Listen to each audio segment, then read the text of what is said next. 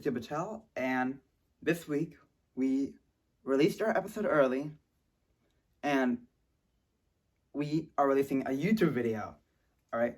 And this week is a little special week, and the reason why we're doing kind of these bigger changes for temporarily, just this week, is because there has been an Apple event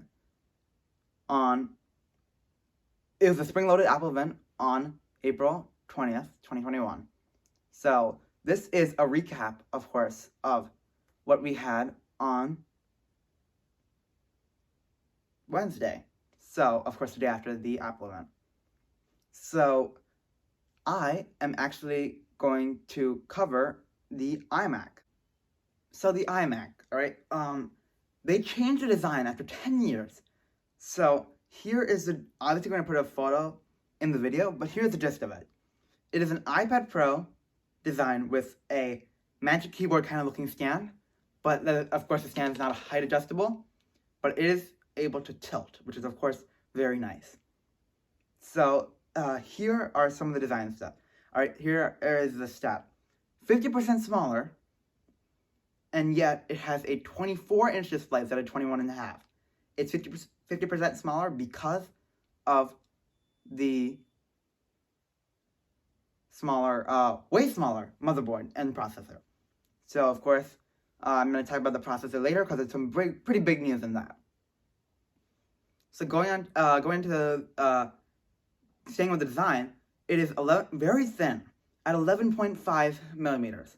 That's extremely thin. All right, and actually, if you look at your headphone, your headphones at the end of it, right, where it actually goes in, that is actually 14 millimeters long. That's why they couldn't put it in the back, because it would just go right through, obviously. They put it in the side. First of all, I think the side is a way better placement anyways. So, yeah, and so that's way better placement anyways. But so it's extremely thin, all right, and it has, but here's the thing, right? Everyone is saying they could have made it thicker and moved up the processor behind the display, which is, of course, very extremely true. However, all right, I think they're saving the design for more saving the futuristic design, the modern design, for the higher-end models, which are the iMac Pro, and, of course, the Mac Pro has always been the futuristic design since 2019. But, so overall, it looks really good. All right, it has 7 new colors, which they advertised a lot, and I think the colors look really good.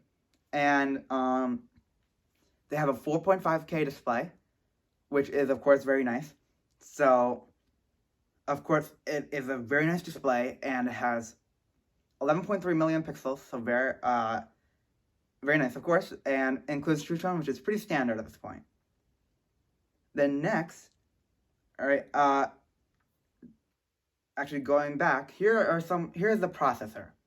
So it has a M1 processor. Very happy, all right? Very high-end processor. I was thinking they would put an M1X, but of course, as I said, there might be saving for the high-end models, including iMac Pro and a Mac Pro and maybe 16-inch MacBook Pro, M1X. So that's pretty cool. But, so it's a very fast processor, and it's very nicely improved, and I think they needed that, you know? Okay, so, hi. Of course, I am actually recording this on a different day, the second part of this video, so, of course, you can see my t-shirt, and my outfit has changed, but, let's continue. So, I actually want to continue with the display. So, display has been, people are calling it basically an iMac with a display, and with a very nice display, and I would say that's completely true. Here's why. All right, it has extremely high quality display at 4.5K resolution. That is awesome. 4.5K looks beautiful. Normally I wouldn't see a 4.5K. I would see a 4K or 5K. You know, but that's the quality, 4.5K. So it has 11.3 million pixels. Of course, includes True Tone, which is pretty standard at this point. And it also has an oleophobic coating, which is very good at blocking reflections. I know Apple does it really well. So, yeah. And here's some other stuff. It includes 4 USB-C, which are 2 of them are Thunderbolt, which allows for very high transfer speeds in data. So, of course, that would help in many ways.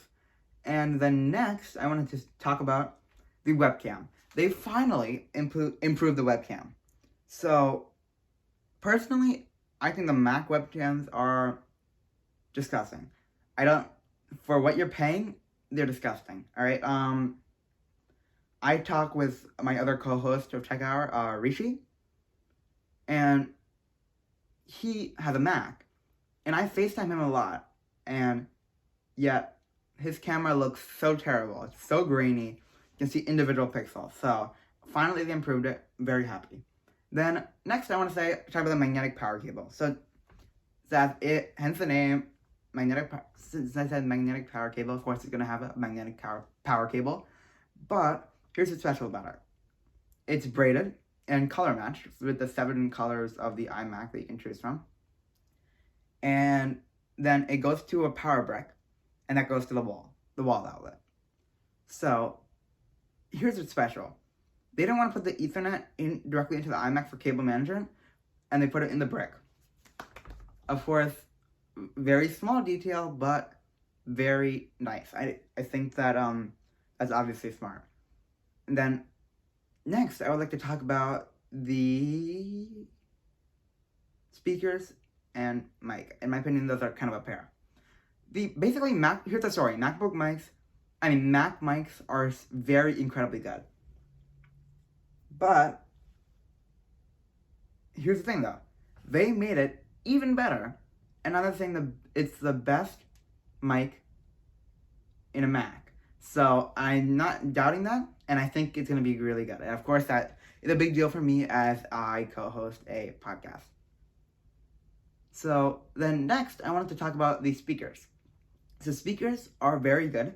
They improved them. They are 6 speakers. They're directional, so different directions. And they also support spatial audio. So I can't wait to hear how it is, even though it's not directly in your ear, like in AirPods, which is, of course, where they introduce spatial audio. And then I wanted to talk about the keyboards. So the keyboards, there's 3 different models. There's a regular one with approved buttons. Then there's a middle tier, which has Touch ID, wireless Touch ID, and it's very secure. And also with the Touch ID, let's say you're in someone else's profile. Once you put your finger over it automatically switches profile. So that's very good. And then lastly, there's one with the Touch ID and the numeric keypad. And of course, I personally appreciate the numeric keypad. But for most people, I think it's useful, the numeric keypad. But not necessary, of course. There's always the numbers on the top above all the letters. So now I want to talk about the final thing, which is price. Dun, dun, dun. So Apple is kind of known for their, overpricing their products a little bit, but these ones I feel like are pretty reasonably priced. All right, at $12.99 for the base model, not bad. And for this iMac, of course, $1,300 is a lot of money. And then $14.99 for their premium model. So I think that for the processor, for the processor design and the size, I think it's really good, right? 24-inch display, 4.5K quality. I think that's really good.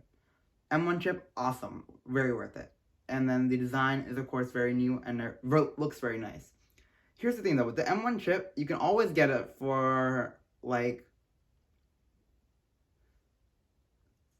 $300 to $350 cheaper-ish with the MacBook Air. So, or you can get it, for, $200 cheaper with the MacBook Pro, which also has the fans that, of course, run at 10 decibels, which is very quiet.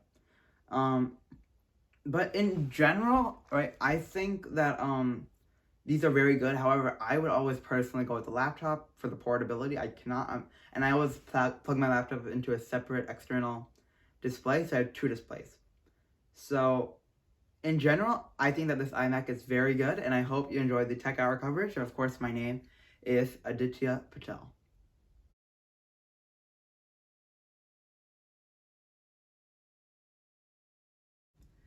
The next thing I wanted to talk about the display is what I was already talking about, so